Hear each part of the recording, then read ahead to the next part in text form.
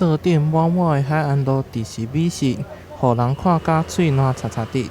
佮搭配着潮州狮所雕制的海岸之星，非常特别。经济部商业署打造台南市海岸路特色街道，组织居酒屋、烘肉店、卤味、炸鸡等特色美食，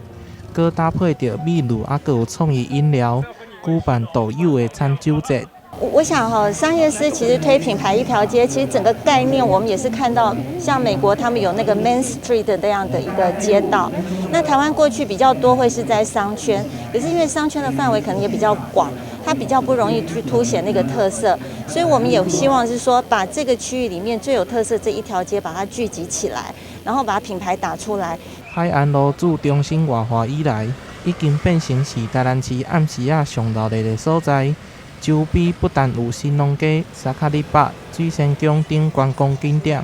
还佫有足侪特色店家。透过商业署甲商业发展研究院的辅导，互遮个店家的品牌形象甲服务更加鲜明，发展成无共伊夜市仔的特色商圈。透过整个品牌的营造，将夜经济、角色经济、循环经济以及角色经济一起融入到我们的整个海岸路。那也希望透过这样的一个行销，能够让整个台湾还有所谓的消费者到台湾来，到台南来，就可以到我们的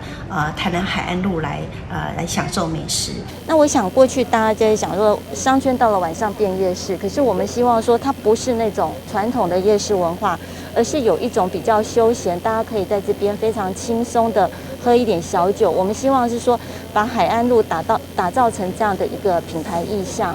那这是我们觉得海岸路是有这样的一个潜力。对，海岸路餐酒节伫开幕活动了后，将伫咧9月到10月举办系列活动，同时嘛推出各种优惠方案，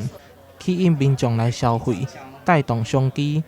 台南新闻杨顺怀采访报道。